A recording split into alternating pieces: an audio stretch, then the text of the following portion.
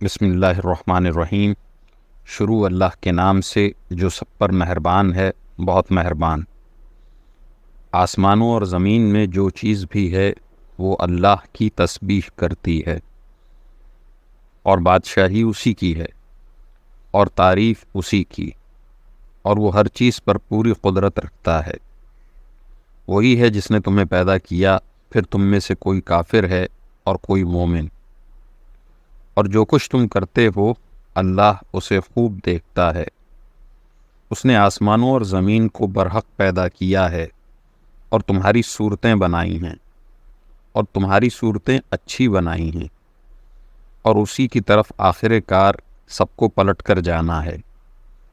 آسمانوں اور زمین میں جو کچھ ہے وہ اسے جانتا ہے، اور جو کچھ تم چھپ کر کرتے ہو اور جو کچھ کھلم کھلا کرتے ہو اس کا بھی اسے پورا علم ہے۔ اور اللہ دلوں کی باتوں تک کا خوب جاننے والا ہے۔ کیا تمہارے پاس ان لوگوں کے واقعات نہیں پہنچے جنہوں نے پہلے کفر اختیار کیا تھا، پھر اپنے کاموں کا وبال چکھا، اور آئندہ ان کے حصے میں ایک دردناک عذاب ہے۔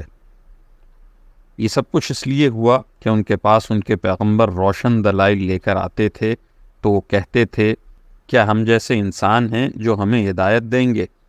غرض انہوں نے کفر اختیار کیا اور منہ موڑا، اور اللہ نے بھی بے نیازی برتی، اور اللہ بالکل بے نیاز ہے، بذات خود قابل تعریف۔ جن لوگوں نے کفر اپنا لیا ہے وہ یہ دعویٰ کرتے ہیں کہ انہیں کبھی دوبارہ زندہ نہیں کیا جائے گا۔ کہہ دو کیوں نہیں، میرے پروردگار کی قسم تمہیں ضرور دوبارہ زندہ کیا جائے گا، پھر تمہیں بتایا جائے گا کہ تم نے کیا کچھ کیا تھا، اور یہ اللہ کے لیے معمولی سی بات ہے۔ لہٰذا اللہ پر اور اس کے رسول پر اور اس روشنی پر ایمان لاؤ جو ہم نے نازل کی ہے، اور تم جو کچھ کرتے ہو اللہ اس سے پوری طرح باخبر ہے۔ یہ دوسری زندگی اس دن ہوگی جب اللہ تمہیں روز حشر میں اکٹھا کرے گا۔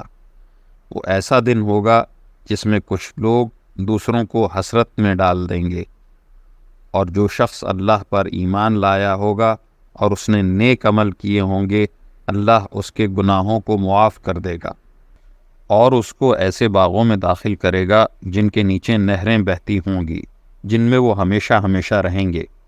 یہ ہے بڑی کامیابی۔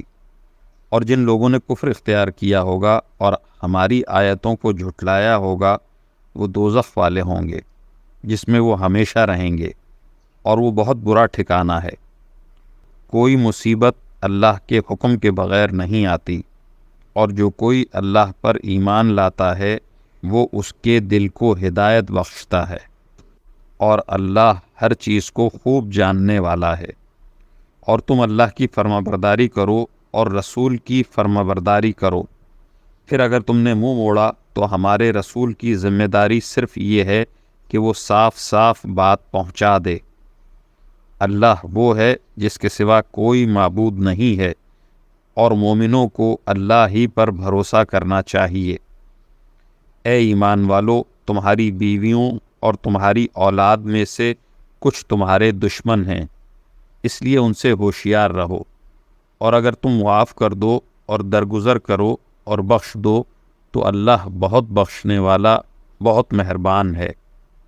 تمہارے مال اور تمہاری اولاد تو تمہارے لیے ایک آزمائش ہیں، اور وہ اللہ ہی ہے جس کے پاس بڑا اجر ہے۔ لہٰذا جہاں تک تم سے ہو سکے اللہ سے ڈرتے رہو، اور سنو اور مانو، اور اللہ کے حکم کے مطابق خرچ کرو، یہ تمہارے ہی لیے بہتر ہے۔ اور جو لوگ اپنے دل کی لالچ سے محفوظ ہو جائیں وہی فلاح پانے والے ہیں۔ اگر تم اللہ کو اچھی طرح قرض دو گے تو اللہ تمہارے لیے اس کو کئی گنا بڑھا دے گا اور تمہارے گناہ بخش دے گا، اور اللہ بڑا قدردان، بہت بردبار ہے۔ وہ ہر بھید کا اور ہر کھلی ہوئی چیز کا جاننے والا ہے، بڑے اقتدار کا، بڑی حکمت کا مالک۔